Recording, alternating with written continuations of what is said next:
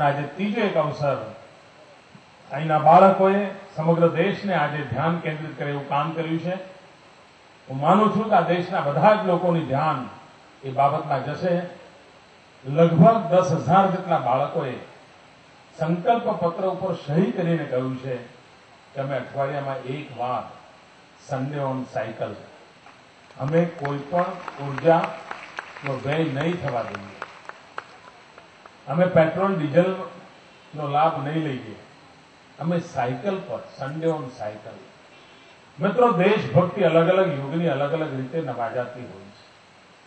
કોઈ જમાનો હશે કે જ્યારે દેશ માટે બલિદાન આપવું એ દેશભક્તિ હશે. કોઈ એક જમાનો હશે જ્યારે યુદ્ધના મેદાનની અંદર ખપી જવું એ દેશભક્તિ હશે. ભાઈઓ બહેનો, બધાના ભાગ્યમાં સરહદ ઉપર જઈને દેશને માટે મરવાનું ભાગ્ય નથી હોતું, પણ દરેકના દિલમાં દેશ માટે કંઈક કરવાની ઈચ્છા તો હોય છે. માતૃભૂમિ માટે ફાંસીના માત્રે ચડવાનું કદાચ સદભાગ્ય ન પણ મળે, પણ મનમાં ઈચ્છા હોય છે કે દેશ માટે કંઈ કરવું. આપણને કદાચ દેશ માટે મરવાની અવસર ન મળે, પણ દેશ માટે જીવવાનો અવસર હંમેશા મળતો હોય છે. દેશ માટે મરી ન શકીએ, પણ દેશ માટે જીવી તો શકીએ મિત્રો. અને દેશ માટે જીવવા માટે થઈને નાની નાની ચીજો પણ કામ આવતી હોય છે. આ સન્ડે ઓન સાયકલ મિત્રો, પાણી બચાવવું, સમય બચાવવો, ઉર્જા બચાવવી, આ બધી દેશ સેવાના પ્રગટીકરણ છે.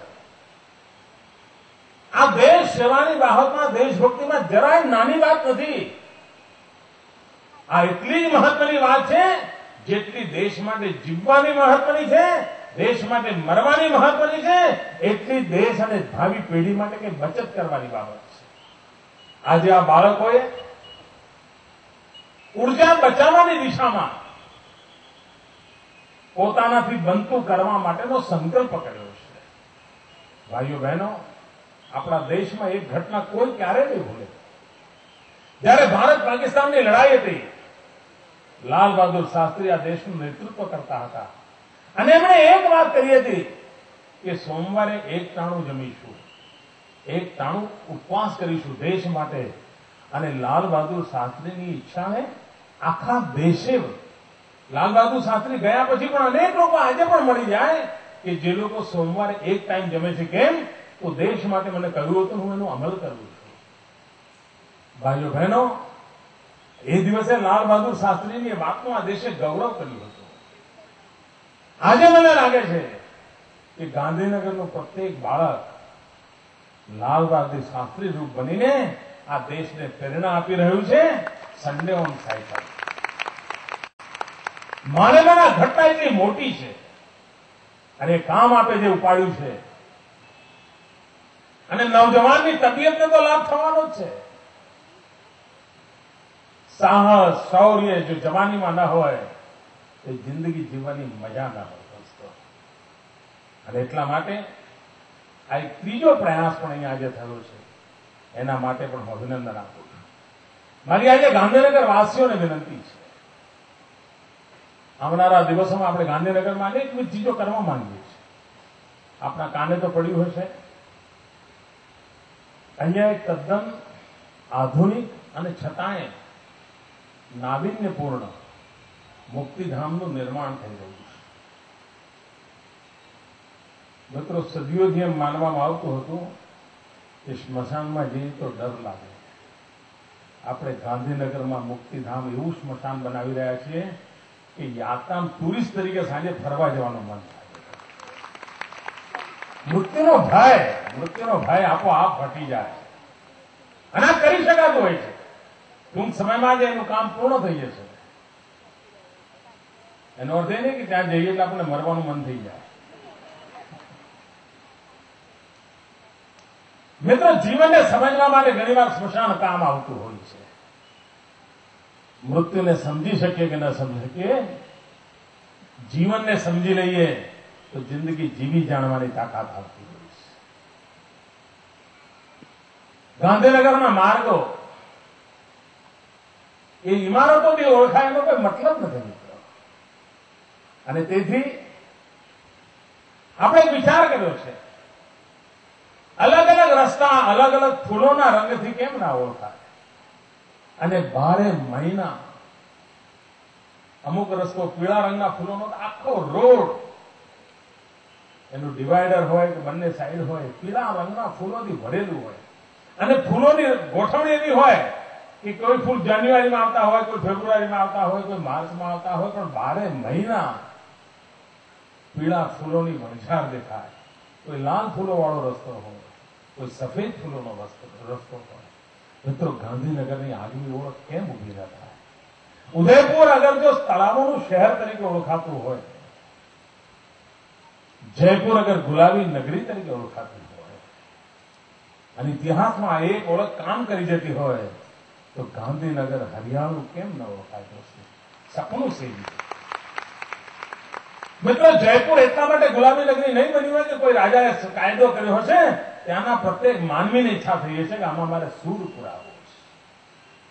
એમ ગાંધીનગરનો પ્રત્યેક માનવી આ સૂર પુરાવાની અંદર જોડાય તો આ લીલુંછમ ગાંધીનગર દુનિયાની નજરોમાં ટાઢક વાળે એવું બની શકે. મિત્રો, ટાઢક વાળે એવું બની શકે. પણ આ બધું સરકારી રાહે ન થાય. આ બધું જનશક્તિના ભરોસે થાય, જનતાના સામર્થ્યથી થાય. મિત્રો, મારે ગુજરાતના 2-3 અખબારના મિત્રોને અભિનંદન આપવા છે.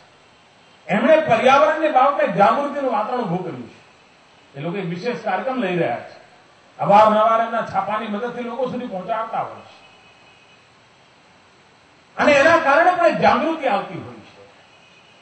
ગાંધીનગરમાં નીકળનારા બધા છાપા એક મુદ્દે આ નગરને હરિયાળું બનાવવા માટે જનજાગૃતિના કામની અંદર જોડાય. લોક શિક્ષણની મોટી સેવા થશે. અહીંની અનેક સંસ્થાઓ છે. ઘણીવાર તો કેટલાક આપણો એક સ્વભાવ એવો છે, માણસ હોય ને કરતા સંસ્થાઓ વધારે હોય. પણ જે છે તે આ બધી સંસ્થાઓ એમના પણ કામમાં આ શહેરને હરિયાળું બનાવવું, આ શહેરને પર્યાવરણ વાળું બનાવવું. અહીંનો પ્રત્યેક બાળકના મનમાં પણ પર્યાવરણ પ્રત્યેનો પ્રેમ હોય, પ્રકૃતિ માટેનો પ્રેમ હોય. મિત્રો, ગાંધીનગર એટલે ગાંધીના આદર્શોની આ એક વિશેષતાને અમલમાં મૂકીને સાચી ગાંધીનગરના નામને રોશન કરાય. મહાત્મા ગાંધી પ્રકૃતિ પ્રેમી હતા. મહાત્મા ગાંધી કુદરત સાથે સંઘર્ષ કરવાની માનસિકતાવાળા વ્યક્તિ નહોતા. મહાત્મા ગાંધી પ્રકૃતિ સાથે પ્રેમ કરવાનો સંદેશ આપનાર વ્યક્તિ હતા. મહાત્મા ગાંધી પ્રકૃતિના શોષણનો વિરોધ કરતા હતા. પ્રકૃતિના દોહનના પક્ષકાર હતા. આ શહેર સાથે મહાત્મા ગાંધીનું નામ હોય તો મહાત્મા ગાંધીએ, અને આજે તો મને આનંદ થયો, હું સવારે આજે સાયકલ રેલીના ઉદઘાટન માટે ગયો હતો. ત્યાં અમારા ભારતીય જનતા પાર્ટીના કાર્યકર્તાઓએ કાર્યક્રમ ગોઠવ્યો હતો. એના મંચ ઉપર એમણે મહાત્મા ગાંધી સાયકલ ચલાવતા તે મોટો ફોટો મૂક્યો હતો. ગાંધીનગરને બિલકુલ સુયોગ્ય એવી એમની કલ્પના હતી. મિત્રો, આ ગાંધીનગરમાં ગાંધીપણું ક્યાંક નજરે ચડે, અને એનો સહેલામાં સહેલો રસ્તો કદાચ ગાંધીજી કે એવું બધું આપણે ન કરી શકીએ. આપણે કેટલા મહાન છીએ નહીં, પણ એમાંથી એકાદ ચીજ કરી શકીએ. ગાંધીનગર માટે એક ચીજ કરવા જેવી જે મને લાગે છે, મહાત્મા ગાંધીએ જે કહ્યું તો ટ્રસ્ટીશીપના સિદ્ધાંતનું, અને એ છે પાણી બચત, ઉર્જા બચત, સમયની બચત. કોઈ વેસ્ટેજ નહીં કરવાનો. આ ગાંધીજીની વિશેષતા. વૃક્ષની માવજત. ગાંધીના નામ સાથેનું ગાંધીનગર આ એક મુદ્દે કંઈ કરી બતાવે તો ગાંધીનગર મિત્રો એની યાદોને આવનારી પેઢીઓ સુધી પહોંચાડી શકશે. નવું બનનારું જિલ્લા સેવા સદન ઉત્તમ પ્રકારનું ભવન બને, વ્યવસ્થાઓથી સભર હોય, ઇમારત તો બને, પણ જિલ્લા સેવા સદનની અંદર કામ કરનારો વ્યક્તિ જ એમાં પ્રાણ પૂરી શકે. ઇમારત જનસેવા નથી કરતી મિત્રો, એમાં બેઠેલો માનવી જનસેવા કરતો હોય છે. મારા સૌ સાથીઓએ જનસેવાનો સંકલ્પ કરે એ શુભકામના. 2 ઓગસ્ટ ગાંધીનગરના જન્મદિવસે મહાત્મા ગાંધીનું નામ રોશન કરવાની એક વાત, અને એટલે પ્રકૃતિ સાથેનો પ્રેમ, આ સંદેશ લઈને આગળ વધીએ. જય જય ગરવી ગુજરાત.